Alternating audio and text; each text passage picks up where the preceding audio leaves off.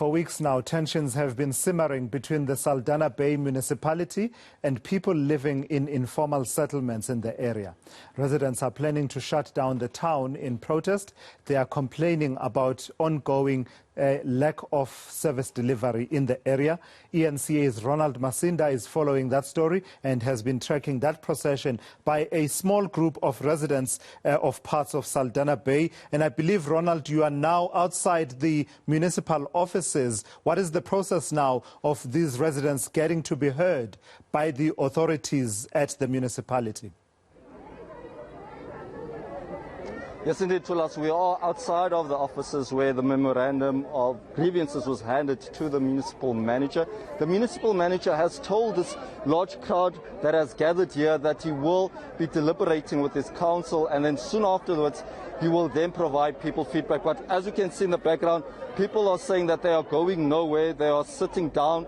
They are saying that they are not leaving here until they hear or get feedback from the municipal manager. People have been gathered in Waterklip since 3 a.m. this morning. They've been mobilizing with each other, and there was a crowd of about 1,000 of them originally who had gathered for this march, but only 100 people have since been allowed. We're going to get more voices with regards to what is happening here. I am joined by a former councillor, Mrs. Batura. Thank you very much indeed for your time. You are a former councillor. Why have people been complaining for so many years, yet so little has been done? You see, as you said, I was a former councillor. I've also held the position as a portfolio head of housing for 7 years. And none of these things happened in my term of office.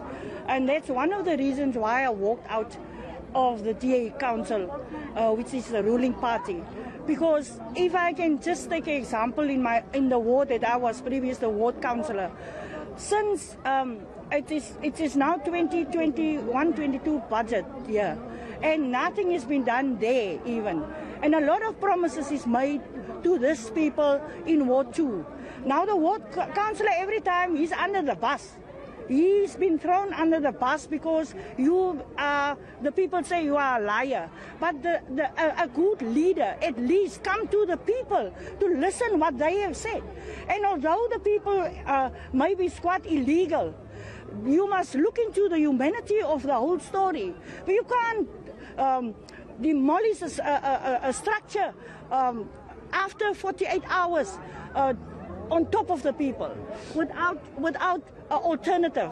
So one of the things that it's hurting me as a community member, as I said, I'm not standing here as a politician, although I am a politician. Let me come in there. Yes. Let me come in there. Sorry to cut you short, but people would say that for years they've been complaining about the lack of housing, even during your own tenure as a councillor.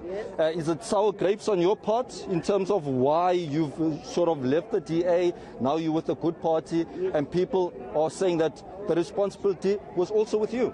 Yeah, you see, I can tell a lot of success stories. You can look into Kanini and Langwell. I went to the people. I had meetings with the people. I meet with them. Even you can ask even the opposition ANC councillors. I met with them. I liaised with them.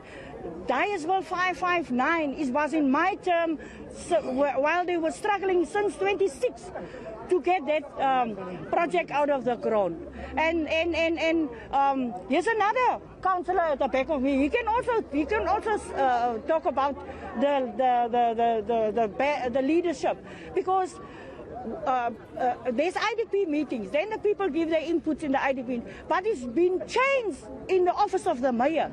But that's and when it comes the MM and the officers, they must just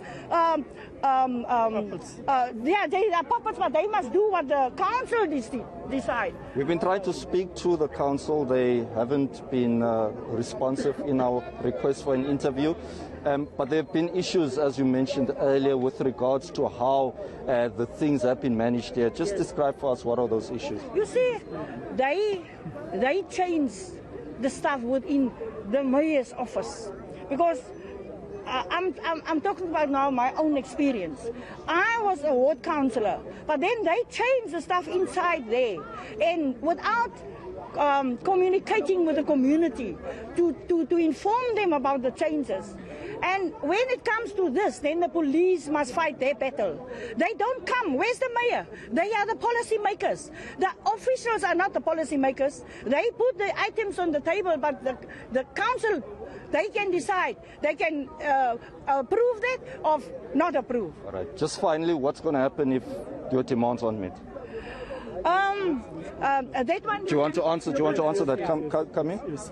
Basically, what we are saying is, as the former councillor said, that this is an ongoing process. We've been dealing with it.